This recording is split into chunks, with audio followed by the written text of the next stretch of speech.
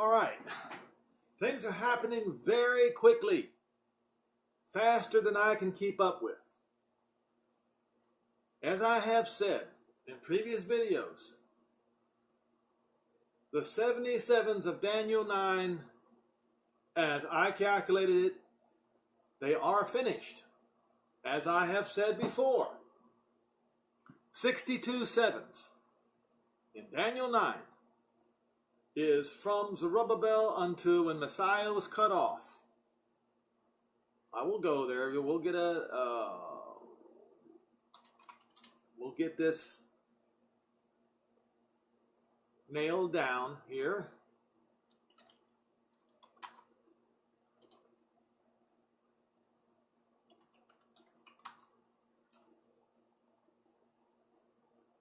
Pardon my dyslexia.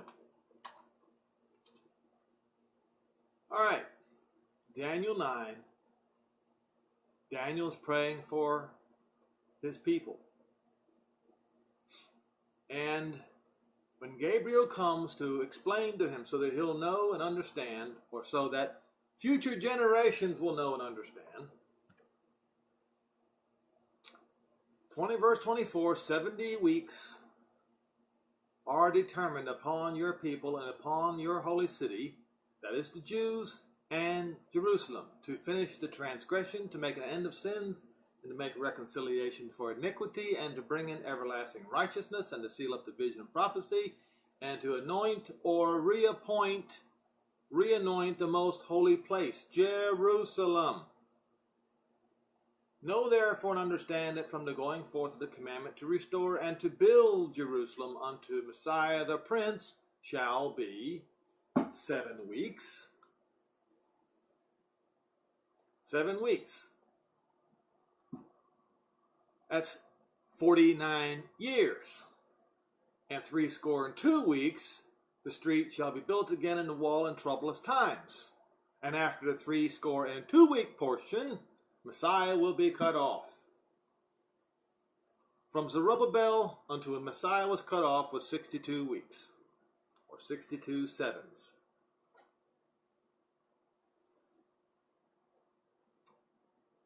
That is finished. 7 sevens yet remained, plus 1 7. When you read verse 27, or when you read verse 26, but not for himself and the prince, the people of the prince, the Romans of Nero, that shall come to destroy the city and the sanctuary, or it should say the Caesar, because Titus, the Roman general himself, became a Caesar. And the end thereof shall be with the flood, and unto the end of the war, all the way to the end of the war, desolations, multiple desolations are determined. So Jerusalem was desolated multiple times. And he, that prince, Titus the Roman general, did confirm the covenant with his legions for 1 week, and in the midst of the week he did cause the sacrifice and oblation to cease. They ceased. July 14th, 70 AD. The temple was burning August 10, 70 AD, and the war was over September the 8th, 70 AD. In the middle of the week. And for the overspreading of abominations, plural, he shall make it desolate. And indeed, the house of worship unto Ishtar, who they named Mary, was built by the Byzantines. And I believe that even Titus himself made an image on or near the Temple Mount. And now we have the Al-Aqsa Mosque on the Temple Mount. That is also another abomination of desolation. And here we see abominations of desolation even until the consummation, and that which is determined shall be poured upon the desolator. So the abomination of desolation must remain on the Temple Mount until it is time that which is determined, that judgment that is determined shall be poured upon the desolator. And as we see today, Israel is now asserting control over the Temple Mount. They're now installing metal detectors, enraging the Arabs, but they're taking control of the Temple Mount now. And we are about to see probably another intifada. We see Russia and Iran right on the border of Israel, on the Golan Heights. And then this happens. Today, the Jerusalem bill advances. What is this Jerusalem bill?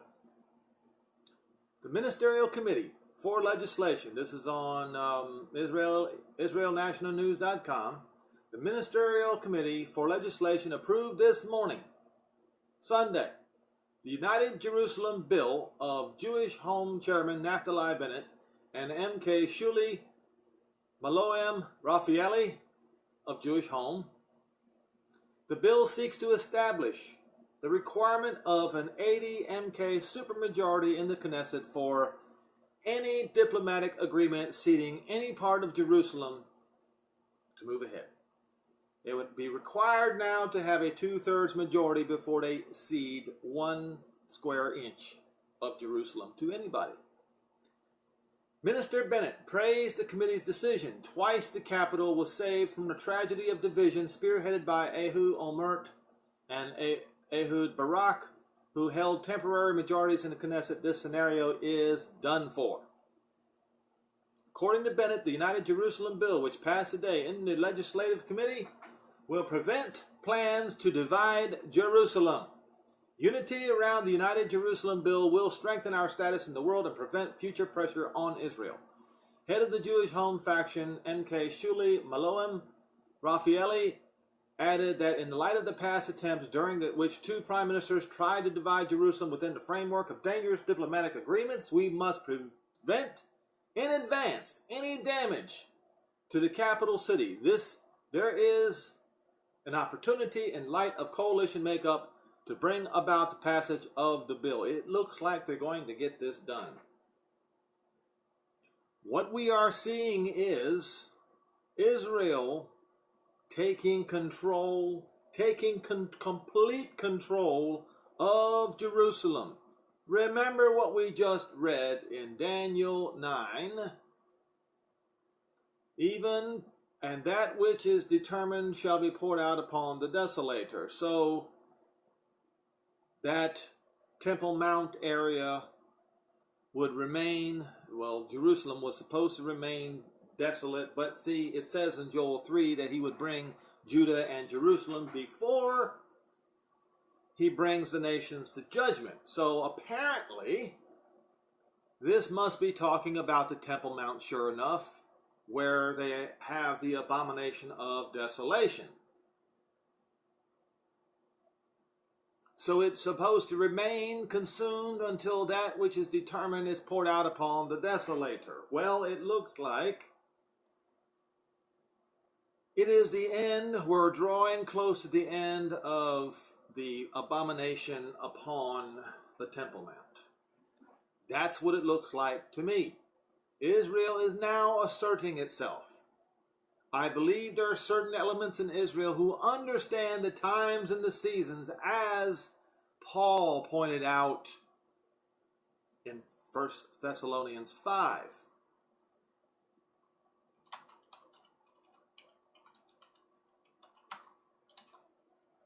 And as I have mentioned before in a previous video, when these times come, everybody who is paying attention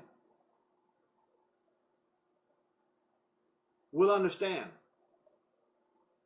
Everybody who is watching will understand. You can read verse 1 through verse 9. Those who are watching, especially in verse 9, it says, "For Jehovah has not appointed us to wrath, but to obtain salvation by our Master, Yeshua, Messiah."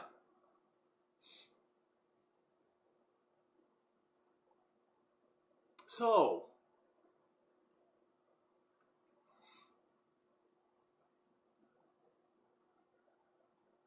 the time, it's obvious.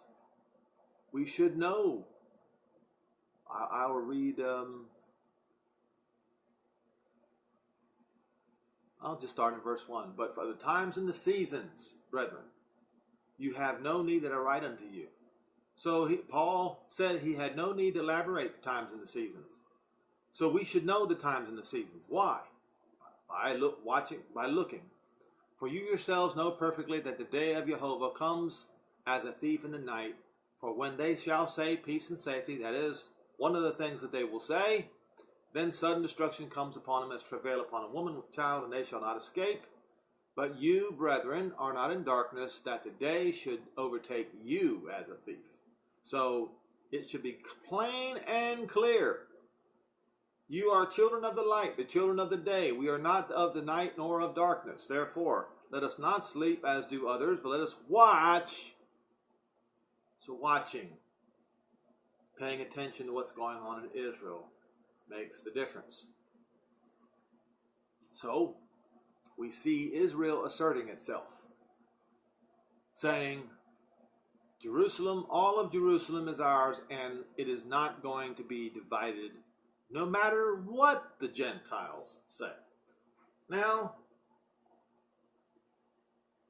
one of the main reasons for the nations coming against Jerusalem, well, the main reason obviously is Jehovah bringing them to judgment.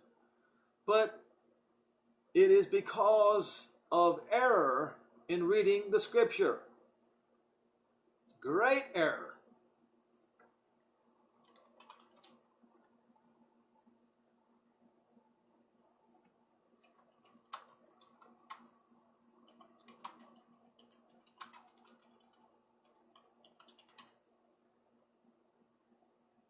Okay.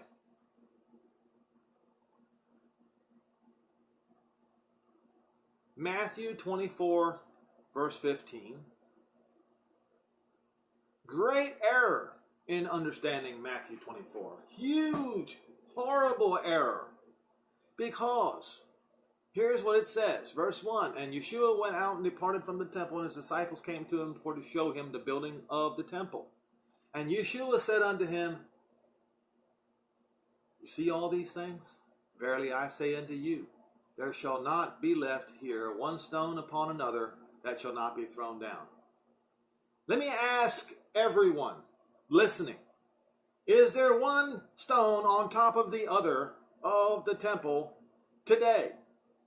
The answer is no. Therefore, that has been fulfilled. That's right. There is no one more time. That has been, the scripture has been fulfilled on that particular passage. Let's read on. "And as he sat on the Mount of Olives, the disciples came to privately and said, Tell us, when shall all these things be? And when and what shall be the sign of your coming and of the end of the world? And Yeshua answered and said unto him, Take heed that no man deceive you." So, what we have today is we have preachers deceiving everyone, or nearly everyone, concerning Daniel 9 and Matthew 24. "For many shall come in my name, saying, I am Christo, or Messiah." I'm not sure which one it is. It's probably saying that Messiah, "and shall deceive many." The point is, they are deceivers. "And you shall hear of wars and rumors of wars." And here you have these deceivers saying these wars and rumors of wars that he was speaking about at that point is in the future, not in the past. No, it was in the past. There are wars coming up, but it's going to be a war of wrath on the nations. But these wars and rumors of wars already happened. He says, see that you be not troubled. For all these things must come to pass, but the end is not even near yet. Not even close. That was in those days. For nation shall rise against nation and kingdom against kingdom, and there shall be famines, pestilence, and earthquakes in different places. All of these things are not the... And the preachers are saying that's the time of the end. That's not what Yeshua said. No. He said that's the beginning. So that goes during the time of the desolation of Jerusalem in 70 AD. That time frame. He says that's the beginning, not the end. But the preachers are saying that's the end of times. They lie. They deceive. They are of the category listed in verse 5. That's who they are. And they shall deliver you up to be afflicted and shall kill you. Did they deliver the apostles to be afflicted and kill them? Yes, they did. That passage is fulfilled. And you shall be hated of all nations for my name's sake. And then many shall be offended and shall betray one another. Has this happened? Yes, it has.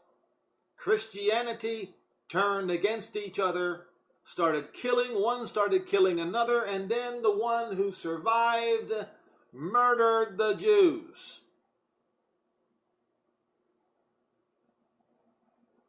And because of iniquity, and many false prophets shall arise and shall deceive many, and that happened. And because iniquity shall abound, the love of many shall wax cold.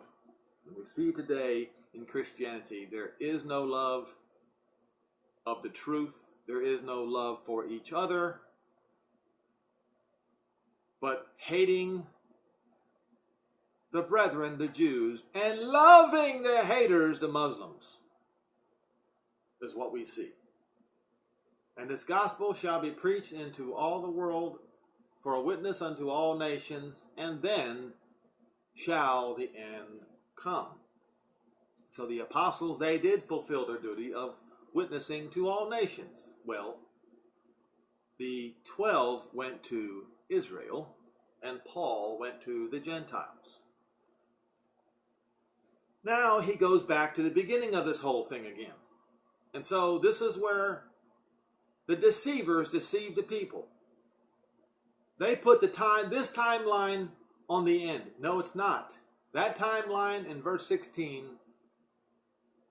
is the beginning of the destruction of Jerusalem. When you shall see the abomination of desolation spoken of by Daniel the prophet stand in the holy place, let him whosoever reads, let him understand. How was it he standing in the holy place? Well, he caused the sacrifices and oblations to cease. And they are ceased to this very day. That's what happened. It was Titus the Roman general who did this. Denial of that is denial of the words of Yeshua. And he said, let the be which in Judea flee into the mountains. And the ones who obeyed Yeshua did. The ones who did not obey Yeshua, they were killed and led into captivity. Verse 17, then let them which is on the housetop not take anything out of his house. Those who obeyed Yeshua back in 67 AD escaped. Those who did not were either killed or taken into captivity. Neither let him which is in the field return back to take his clothes. Those who obeyed Yeshua back in 67 AD, they escaped, and those who did not were killed or led into captivity. And woe unto them who are with child, and them that give suck in those days. And that was a fact. But pray that your flight be not in the winter, neither on the Sabbath day. Why? Because they had to head north. And it's obvious why the Sabbath day.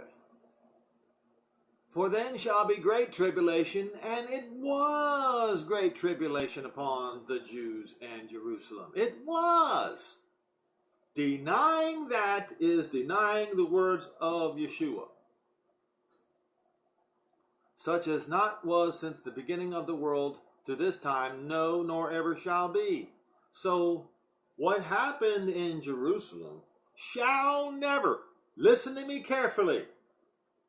What he just said, what you just read was, what happened in Jerusalem from 67 AD unto 70 AD shall not happen again.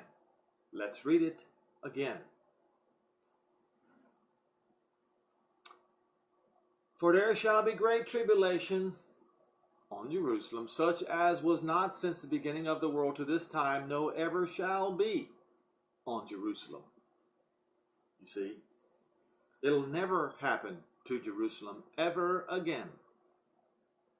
Never. That is a guarantee and a promise. And except those days should be shortened, there should no flesh be saved. Not a single survivor would have been.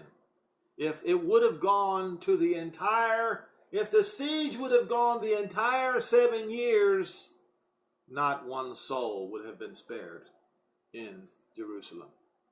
But for the elect's sake, for Israel's sake, those days shall be shortened. Then if any man say unto you, Lo, here is Messiah, or there, believe it not. Why? Because he's not there. He won't be there. He will be gone. Away!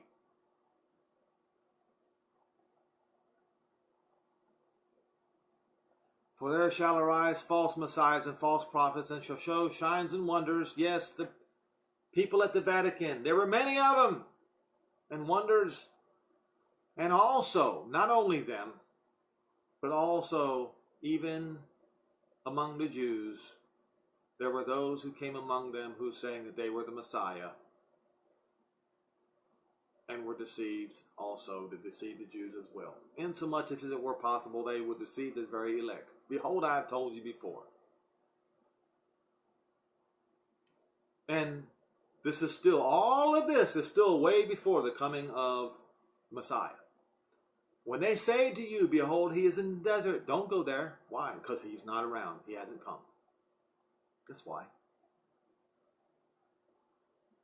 Behold, he's in the secret chambers. Believe it not. Why? Because when he does come, you're going to see it as well as you can see the lightning come from the east and shining to the west. That's what it's written. When that time comes, you will know. 1 Thessalonians 5. When that time comes, once again, you will know. And then he gives another one. For wherever the dead bodies are, Ezekiel 38:39, there were the vultures be gathered. Remember in Ezekiel 39 where Jehovah himself calls all the fowls of the air, all the vultures and the eagles and the crows and the ravens to come to his sacrifice, to his banquet, and they will be eating of the flesh of the captains and mighty men. Now, immediately after the tribulation of those days, what did he say in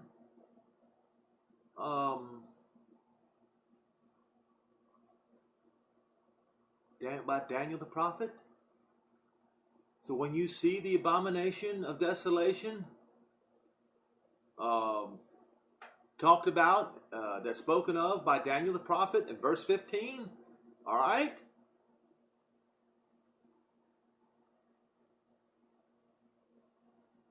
So, when you read Daniel the prophet, you realize that 77s have to be fulfilled. And I explain how they are fulfilled. Immediately after the tribulation of those days, immediately after the 77s are fulfilled, shall the sun be darkened, and the moon shall not give her light, and the stars shall fall from heaven, and powers of heaven shall be shaken.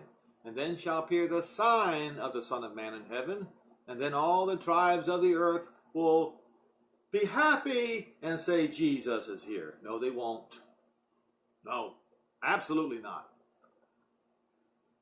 They will mourn because they will see this Messiah, Israel's Messiah, as their enemy. You will read it in the book of Revelation. They will come and fight against him. They will believe that he is, as they say, the Antichrist. And then all the tribes of the earth mourn when they see the Son of Man coming in the cloud, singular, of heaven with power and great glory.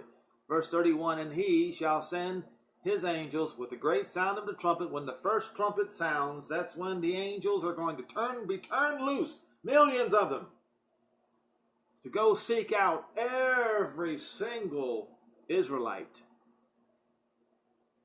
whether they be up on the mountaintop, in the jailhouse, under a rock. It doesn't matter. Everyone will be sought out. They will all be mentioned. They will all know their names and know where they are. They will not be able to hide. They have to go to Jerusalem so that the promises to Abraham and Isaac and Jacob are fulfilled. It must be done. And then all of the Rahabs and all of the Ruths will be taken with them. Those who stand with Israel will be taken with Israel. He shall send his angels with the great sound of a trumpet, and they shall gather his elect from the four winds, from one end of heaven to the other. Who are the elect? Let us go to Romans 11.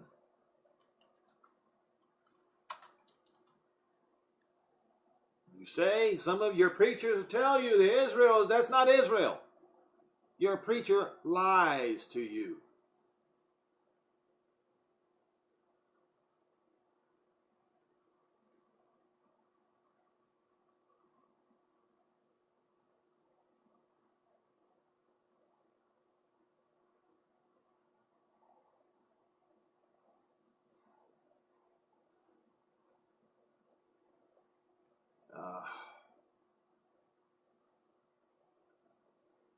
May have to search it.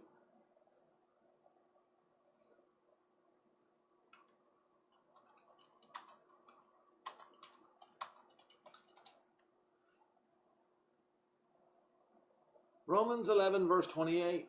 Right after, folks, right after he says, all Israel shall be saved. Let's start in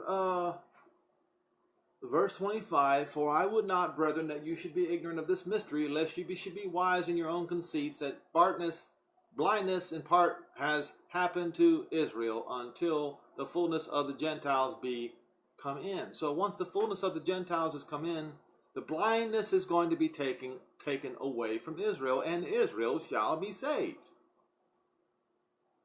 Verse 26, and so all Israel shall be saved. Yes. No equivocation here. As it is written, there shall come out of Zion the deliverer, and shall turn away ungodliness from Jacob. Where is it written? It's written in the prophets. For this is my covenant unto them, the new covenant written in Jeremiah 31:31. When I shall take away their sins. Now he says in verse 28 to the Romans, as concerning the gospel, because that generation did not believe the gospel. They are enemies for your sakes, for the Romans' sakes. But as touching the election, they are the beloved for the patriarch's sake, for Abraham, Isaac, and Jacob's sake. So the election is a gift. It is a gift. So when you read verse 29, you read, for the gift of election and the calling of Jehovah cannot be changed. So before Abraham, Isaac, and Jacob are raised from the dead, Israel must be saved. They must be gathered in, so that the words of Jehovah will be fulfilled. anyone who stands in the way of these words, oppose. You stand with the opposer. You stand with the accuser. You stand with the accuser of the brethren. You stand with the adversary, and adversary and Satan is the same word.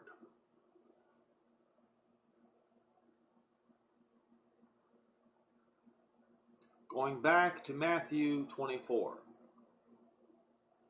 So we see now that the gathering of the elect in verse 31 is the gathering of Israel, because the gifts of the election and the calling of Israel cannot be changed. It's without repentance.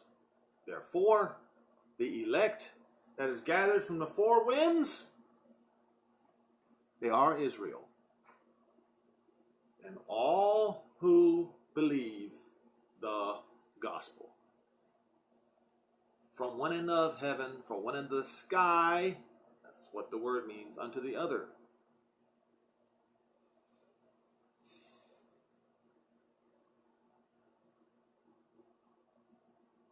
And I've gone over the lesson of the fig tree. I'll go to be ready at any hour. Verse 36, but of that day and hour knows no man, no, not the angels of heaven, but my Father only. Now, up until 1967, June 7, 1967, that was an absolute fact, and also afterward. But after June 7, 1967, that is the time when people should have known the times and the seasons. Should have known that 49 years was set to commence, and then a jubilee.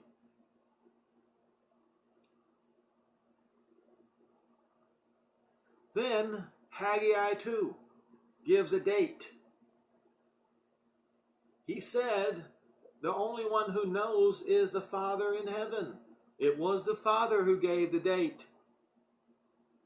First day of Hanukkah, 24th day of the 9th month.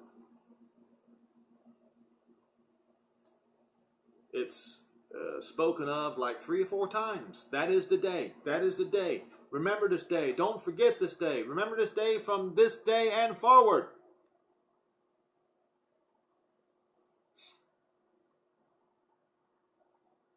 For as in the days of Noah was, so shall the coming of the Son of Man be. Everybody's going to say, well, we have finally got some sort of peace. We are living at ease, just like the days of Noah. For as in the days of that were before the flood, they were eating and drinking, marrying and giving in marriage until the day that Noah entered into the ark, and knew not until the flood came and took them all away. So shall also the coming of the Son of Man be. Once again, though, Paul said he should not even have to elaborate. You should already know the times and the seasons. Then, now this is the time of the coming of the Son of Man. Then shall 2 be in the field. One shall be taken and one left. Angel will come and say, you've got to go. Jump on a plane, jump on a ship, do whatever it is that you have to do. You have to go to Zion. The angels are coming to collect. 2 women shall be grinding at the mill. This is how, you got to understand, this is how badly Israel was scattered among the nations. You see, all the way to the ends of the earth, and the majority of them are here in the United States now.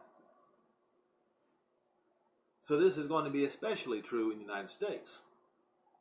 One's going to be taken, one's going to be left.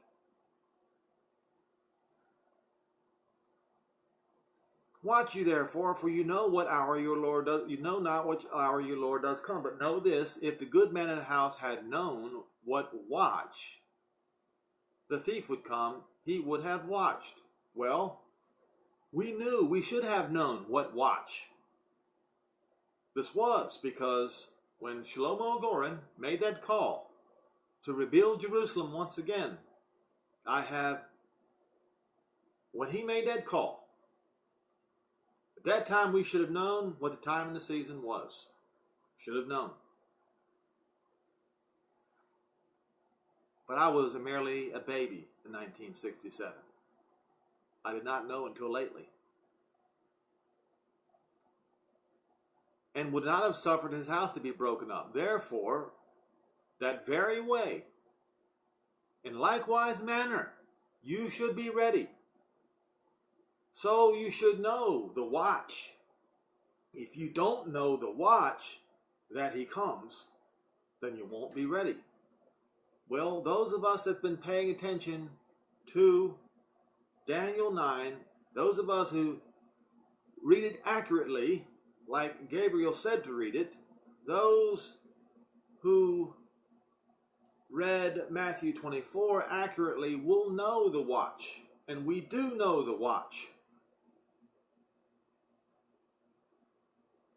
We know that Israel is taking total control of Jerusalem very shortly by just watching the news.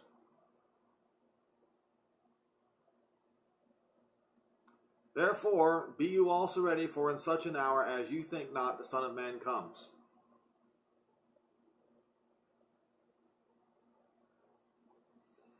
And then who is that faithful and wise servant when his Lord has made him ruler over his household? That's, in my opinion, speaking of the rulers in Judah and Jerusalem today. But it is not only them. It's to whom it may apply. To give them meat in due season. Blessed is that servant when his Lord, when he comes, shall find him so doing. Verily I say unto you, that he shall make him ruler over all his goods. But if that evil servant shall say in his heart, my Lord delays his coming, and shall begin to smite his fellow servants and to eat with the drunken. We see a lot of that going on today, don't we? The Lord of that servant shall come in a day when he looks not for him, and in an hour he is not aware of. Yes, all the world leaders will be taken by surprise, and they shall be cut asunder, and appoint him his portion with the hypocrites. There shall be weeping and gnashing of teeth. So, once again, I say we have one more sign in place. The Jews are taking control of Jerusalem.